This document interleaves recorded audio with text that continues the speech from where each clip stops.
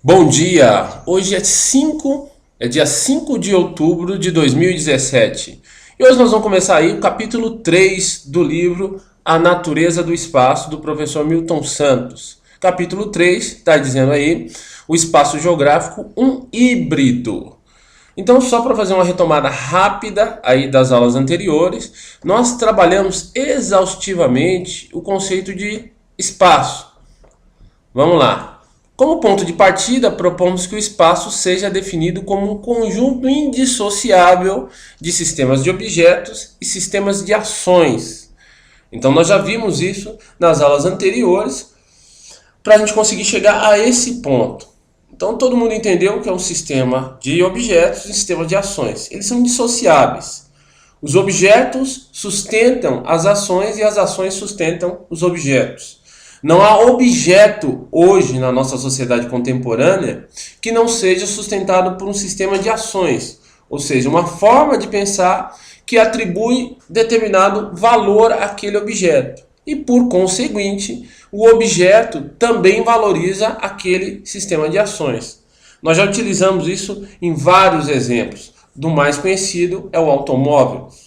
Então, o sistema público de transporte hoje não avança, não somente porque não há interesse público no investimento desse meio de transporte, mas também porque no Brasil não se atribui valor ao sistema público, e sim ao transporte individual. Porque o carro é sinônimo de status, o carro é sinônimo de bem-estar, o carro é sinônimo de elegância. O carro retrata o que o dono é, se ele é esportivo, se ele é clássico. Então o objeto carro, ele tem uma série de ações que o sustentam enquanto elemento fundamental na urbanização brasileira. Isso é um problema. Então se um político ele abre espaço para a circulação de automóveis, ele é visto como um cara gente boa, um cara que merece voto, que ele faz mais avenidas, ele diminui o trânsito. Mas o outro, que promove um sistema de transporte público, ele já não é visto com tão bons olhos, até pela classe baixa. Então você vê a resistência que há para fazer corredores e a receptividade que há para novas avenidas. Então isso é um dado, mas não é um dado novo. Sempre houve nas sociedades essa luta entre o objeto, essa congregação, né, essa conciliação entre objeto e sistema. Nós já vimos isso na Idade Média, onde havia ali um objeto chamado igreja, a Igreja Católica, que pode ser considerado isso, e ela influenciava bastante o sistema de ações. A sociedade inteira vivia em função das crenças e das ações que sustentavam aquele objeto. Mas também na modernidade também houve isso. Os reis substituíram os papas como agentes infalíveis do sistema. Então, outrora, o papa era considerado infalível. Então, as pessoas criaram todo um sistema de ações. E por que elas criaram? Porque lhes foi sugerido e foi aceito isso. Quando é aceito esse sistema de ações, ele sustenta aquele objeto. Então, o papa não se sustentou sozinho. Claro, ele fez de tudo para que aquele sistema de ações permanecesse, para que ele continuasse sendo o centro daquele sistema. Faliu. Em outro momento, houve os reis também. Os reis alegaram também infalibilidade. Eles são infalíveis, representantes de Deus na terra. E criaram um sistema de ações que foi aceito pela população e que também sustentou aquela construção social durante um tempo. Então tudo se materializa no espaço geográfico. As igrejas estavam no espaço geográfico. Os palácios dos reis estavam no espaço geográfico. Então, por isso que ele aponta para o espaço geográfico, onde o geógrafo tem que entender o que concilia uma coisa com a outra. Por que esse objeto está posto aqui? Quais são os sistemas de ações que sustentam esse objeto no centro do processo? Então, isso é um dado. Espaço geográfico, objetos geográficos indicam algum sistema que o sustenta. E o contrário também é verdadeiro. Os objetos sustentam os sistemas de ações. Aí vamos para a frase de hoje. A noção de intencionalidade. Então o professor coloca que que apesar de existirem sistemas de objetos e sistemas de ações que um sustenta o outro, também há um item muito importante que o geógrafo deve levar em conta, que é a noção de intencionalidade. Então nós já colocamos isso. Quando você vai ler os livros do professor Milton Santos, você tem que abrir sua mente para entender qual é o papel do intelectual. O intelectual, ele questiona os dogmas predominantes, os dogmas que estão em voga. O professor Milton Santos é um desses. Por isso que ora ele é entendido como intelectual, ora ele se põe como geógrafo. Entendeu? O intelectual está acima do geógrafo. Porque se ele fosse só geógrafo, ele aceitaria os dogmas predominantes na geografia. Mas como ele é um intelectual, ele questiona os próprios dogmas da geografia. E é nessa que ele constrói essa nova visão. Então ele entra em espaços, né, até é irônico falar, mas espaços que não são propriamente da geografia, mas, por exemplo, da filosofia, da sociologia, da economia, da administração.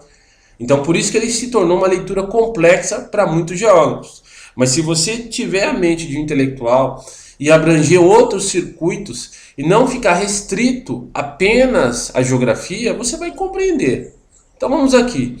A intencionalidade é um traço fundamental do vivido em geral. A unidade entre o ser e o ter. Puxa vida, entrou na filosofia. Ser e o ter é filosofia. Não, é geografia também. Porque essa relação entre o ser e ter, ela vai se materializar no espaço geográfico. Então, como demos o exemplo do carro. O carro confunde o ser e o ter. O dono acha que o carro é a extensão dele. O carro reflete a personalidade dele. O carro reflete o estilo dele. É claro que isso não é do próprio indivíduo. Isso foi fornecido ao indivíduo. O indivíduo adota aquilo como credo dominante. Então ele vai falar assim, trata-se essencialmente da distinção entre o que somos e o que temos. Nós temos que distinguir isso. O que nós temos não reflete o que nós somos. Mas isso é um credo predominante no capitalismo. O que você tem reflete o que você é. Se você tem um carrão, uma BMW, quer dizer que você é um cara feliz, é um cara bem sucedido. E aí nós entramos nos sistemas de ações. Entramos em sociologia ou filosofia? Não, entramos em questionar os conceitos postos pela sociedade. E é isso que é o sistema de ações. Então vamos lá para o sistema de ações. Então toda vez que o indivíduo entra numa sociedade, ele já tem um conjunto de sistema de ações pré-moldado para eles. Já é pré-moldado. Então nós temos conceitos importantes como igualdade, dignidade, prosperidade, paz, respeito às leis, amor, justiça, confiança, liberdade. Todos esses conceitos, o indivíduo que nasce hoje na nossa sociedade contemporânea, ele já tem eles pré-definidos. Ele não precisa questionar, ele precisa conhecer esses conceitos. Certo? Errado. Ele precisa questionar esses conceitos. Igualdade, ele precisa questionar o que é igualdade para ele, o que é igualdade para o seu vizinho, o que é igualdade para a sociedade. Mas isso já vem pré-moldado e nem sempre foi assim. Uma parte responsável por essa homogeneização desses conceitos é a própria técnica. Então, se nós voltarmos na sociedade um tempo antes, onde se construíam esses conceitos? Na vida comum. Então, havia tribos que na vida comum eles construíam um sentido de igualdade, construíam um sentido de dignidade. Havia tribos aqui na América do Sul, os Guaranis, os Tupi-Guaranis, os Tupinambás, que eram tribos que tinham conceitos distintos de dignidade e prosperidade. Para um, dignidade era uma coisa, para outro, prosperidade era outra. E fisicamente eles estavam próximos.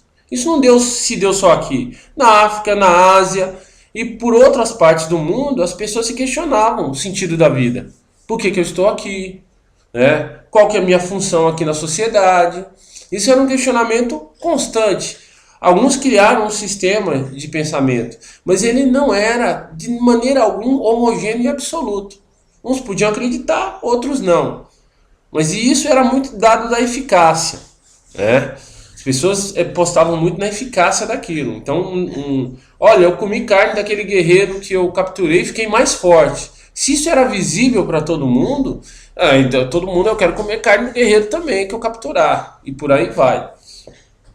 Então esses conceitos eles existiam e havia diversidade de interpretação desses conceitos. Dignidade sempre existiu, um conceito de dignidade sempre existiu em todas as tribos, espécies humanas. Só que eles eram diferentes, eles variavam de uma para outra. Agora, quando o sistema técnico ele vai evoluindo, o sistema de comunicação ele vai evoluindo, há uma unificação territorial. Então aquela tribo que era isolada se une a outra tribo, que se une a outra, e indo formavam um pequeno vilarejo. Esse vilarejo era unificado em outros, formavam uma pequena vila, e essa vila ia crescendo até o ponto de se tornar um estado.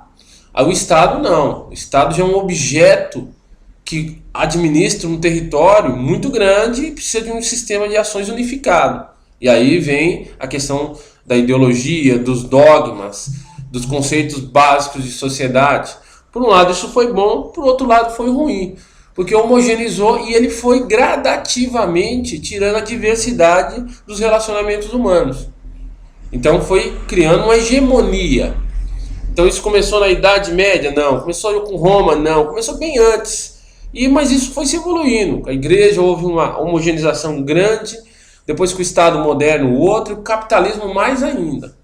Mas em todas essas variantes sociais, Milton Santos reafirma, a intencionalidade humana sempre foi o elemento chave que une espaço, sistema de ações e o objeto geográfico.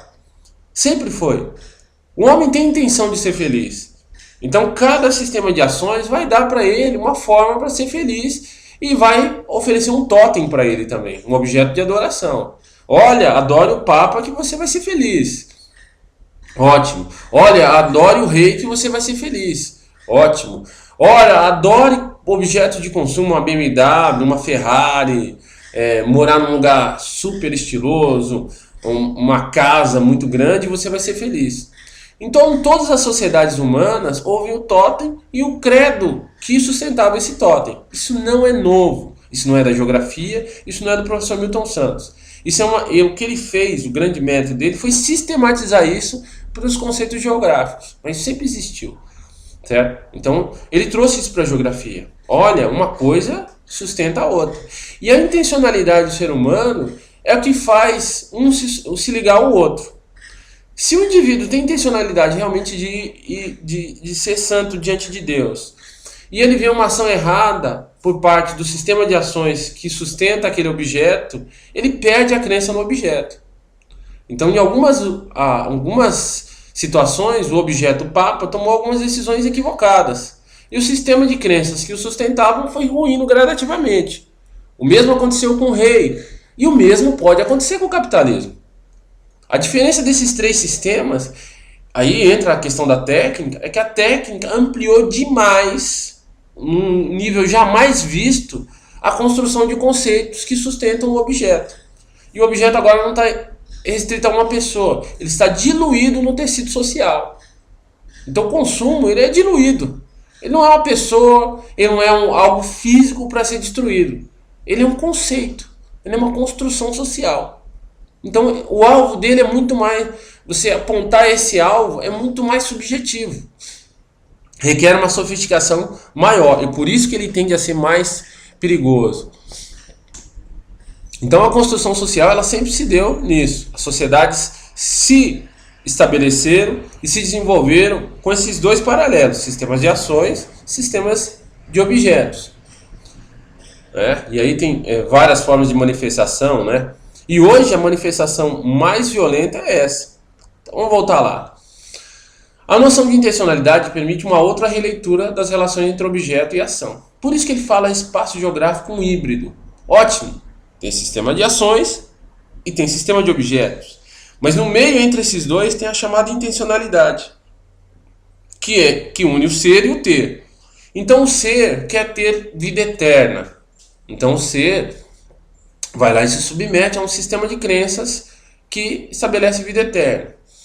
Depois, isso em relação à Igreja Católica. Depois tem um outro sistema que diz que você tem que ter uma pátria. Tanto que o termo é pátria idolatrada. Você tem que idolatrar a pátria. minha terra, minha raiz. Então a escola, a gente viu em geografia antes de mais nada serve para fazer a guerra, Luiz Lacoste, onde você cria uma série de credos para você tornar a terra uma sagrada. A terra é sagrada, minha pátria é sagrada. Os símbolos da minha pátria são sagrados. O nacionalismo nasce disso. Entre o ser e o ter se unem os dois e eu sou a mesma coisa, eu sou alemão. Não, mas o que você é? Sou alemão. Não, estou perguntando o que você é. Sou alemão. E aí confundir uma coisa com a outra. O que você é? Sou brasileiro. Não, eu quero saber você como indivíduo. Não sou brasileiro. E aí vem o ser paulista, vem o ser palmeirense, vem o ser corintiano. E tudo isso é um sistema de ações que sustenta aqueles objetos. Mas os objetos tendem a se unificar no mesmo sistema de crença. Anular o ser. Então, pode ser diferente o Palmeiras e o Corinthians? Pode. Mas os dois têm a mesma intenção. Anular o ser. Palmeirense não pode ser outra coisa a não ser palmeirense. Não, mas e ele enquanto indivíduo? Eu não quero saber. Eu quero saber ele enquanto fusão com o objeto de adoração dele. Palmeiras. Ele enquanto objeto de fusão, Corinthians. E por aí vai. Mas ele fala, trata-se essencialmente da distinção entre o que somos e o que temos. Então a intencionalidade, ela persiste na sociedade. Ela está aí. Toda a ação de ruptura das sociedades tradicionais se deu a partir das intencionalidades. Quando aquela promessa que aquele sistema de ações ofereceu para que você ajude a sustentar aquele objeto não deu certo, o sistema vai ruir. Vai ruir. Ruiu, estou dando só 3 exemplos. Há mais exemplos, mas vamos ficar nos 3. Igreja Católica, Estado moderno e agora capitalismo. Quando ele não cumpre aquilo que ele promete, a intencionalidade do indivíduo se falha.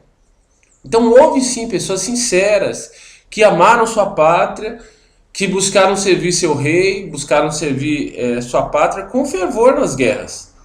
Claro que aquele sistema era um sistema que não se sustentava e acabou não se sustentando. Então muitas pessoas serviram o Nicolau, o imperador Nicolau, o czar Nicolau, né?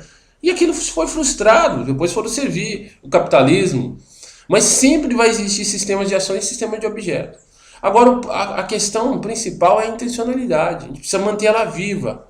E o espaço geográfico mostra isso muito bem. Aí vamos aqui. Mas o ter relaciona-se com o tomar e o que temos são coisas independentes de nós. Vamos lá, isso é filosofia de novo. O ter se relaciona com o tomar, certo? Você quer ter alguma coisa, você tem que tomar da sociedade que está posta. Então, se eu quero uma BMW, eu tenho que me submeter ao sistema para eu conquistar aquela BMW. É um objeto mais raro, um totem mais sofisticado. Então, você tem que submeter, né? E quando você tem a BMW, você não só possui a BMW, mas o esforço que você demandou para conquistar aquela BMW vai fazer com que a BMW absorva você. De novo, entramos em filosofia. Então ele vai falar lá, olha, você vai possuir uma coisa e o que você tem que fazer em termos de ações vai fazer com que essa coisa te possua. Ela vai ser mais valiosa que você. E o Milton Santos sempre denunciou o fundamentalismo da sociedade contemporânea, né? Temos aqui Milton Santos, Globalização, e ele vai falar bem claramente o que esse sistema capitalista tem construído para as pessoas e para a sociedade. O que ele chama de o maior fundamentalismo de todos. Muito maior do que a Igreja Católica foi no tempo do seu apogeu na Idade Média, muito mais do que os reis foram, mesmo Luís XIV, o absolutista. É o capitalismo hoje. E ele está diluído no tecido social. Então vocês me perdoem a qualidade do áudio, mas eu vou fazer uma gravação em cima de uma gravação, mas dá para entender aí. O século XX foi o século das revoluções.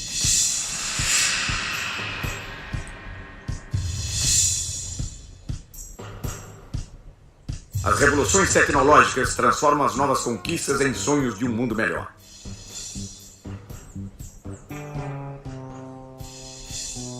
Logo começa o desmonte do estado de bem-estar social.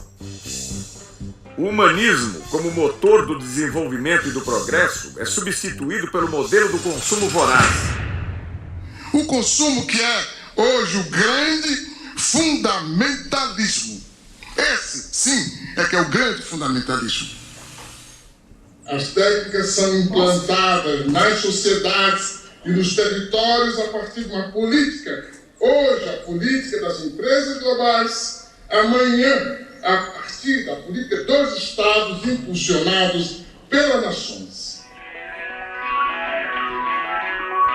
Então fica bem evidente aí a Milton Santos falando contra aí o fundamentalismo principal. Por que o consumo é o fundamentalismo principal? Porque ele é o que mais produz objetos hoje. E ele é o que mais sustenta o sistema de ações. Então o desejo de consumir, né, e ele é posto aqui, né, sonhos no meio urbano é que esse desejo se manifesta de maneira mais intensa. Por isso que se chama sonhos de consumo. Antes as pessoas só tinham um sonho. E aí acrescentaram sonhos de consumo. E todo sonho de consumo, o nome já diz, é consumo, requer dinheiro. Então na lógica se diz que não há nenhum sonho hoje mais que você possa realizar sem dinheiro. Isso é uma lógica perversa, mas é uma lógica posta e aceita por grande parte da população. Certo?